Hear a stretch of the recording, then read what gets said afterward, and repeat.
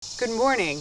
I'm getting ready to transplant some cabbages, and I thought I would share with you what is getting planted in my garden right now. It's almost mid-August for my fall garden. Now, I feel like at least around here, a lot of people think that come like the end of August, kind of beginning of September, the garden opportunity is done. And it's a shame because I feel like they're missing out on one of the best seasons for gardening. And I'm talking about, of course, putting in a fall garden. Now, here, I'm in Zone 6A in Ohio.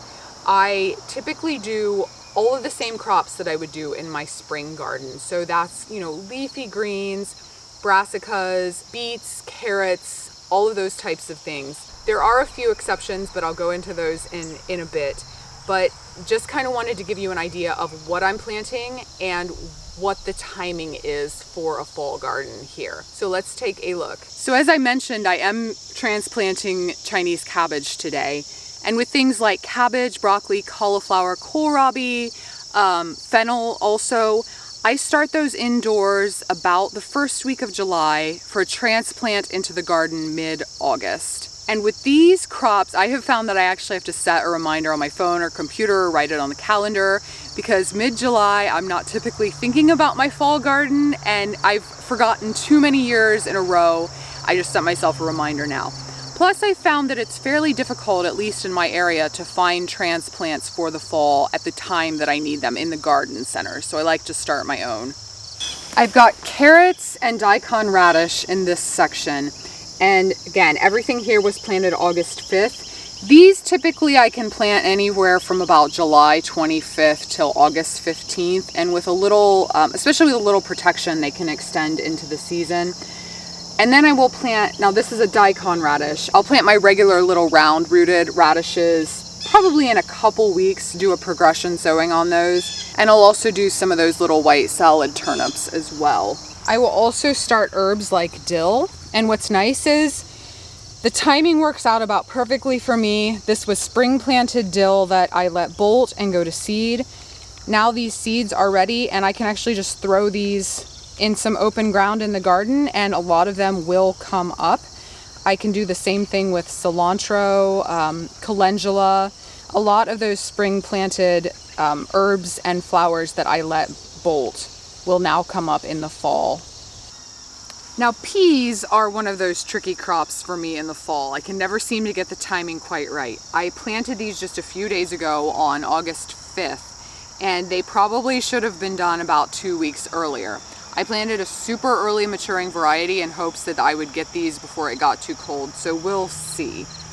I'm also going to be starting anywhere from the end of July up until almost the beginning of September. Things like rutabaga, kale, radicchio, endive, escarole, all of my leafy green spinach, lettuce. And with lettuce in particular, because it's such a quick maturity, again, you can do succession plantings with that, where you're starting, I typically don't like to start anywhere before about the beginning of August because it's so hot that lettuce just does not like it here. But starting at the beginning of August all the way up till mid-September and sometimes later, you can do succession plantings of lettuce here and get continual harvests. Now, one thing to note with typical, when you're looking at fall planting and frost dates and all of that timing, those most often do not take into account supplemental protection. So if you're doing something like a cold frame or a hoop house or row covers, you can extend your season even deeper into the winter than what you will see on most of those recommended dates. So in particular, things like cold hardy leafy greens, spinach is a great one, kale, chard, lettuces, root crops like carrots, radishes, turnips. With protection, depending on your zone, you can be harvesting those things up until the middle of winter, sometimes later, just depending on how cold your winter gets. Now that's a whole nother video, which I hope to get into at some point, but just know that extending your season into the winter is an option in many growing areas of the United States. The other major planting that I am typically planting in the fall are my cover crops. So you can see here I've got buckwheat. This is my summer warm season cover crop. In the fall, what is typically in my cover crop arsenal are things like daikon radish, clover, hairy vetch, field peas, rye, and depending on what I'm wanting to achieve and where I'm planting, I'll use different mixtures of all of those things. Now, as I mentioned, there are a couple differences from the spring garden, and those are things like my summer squash and my beans. So my typical first planting date for summer squash and beans is that frost-free date, which is about mid-May for us. But I can do progressive sowings for summer squash up until about the middle of July. For beans, it's about that first week of August, and still continue to get harvest up until the first frost. Now, if you're interested in planting a fall garden but aren't quite sure of the timing for your specific area, there are some great resources online.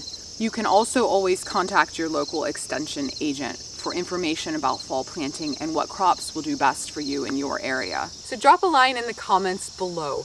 Do you typically do a fall garden, and what are some of your favorite things to plant? And if you find content like this helpful, please consider subscribing to my channel, Growfully with Jenna. Thanks for watching, and I'll see you next time.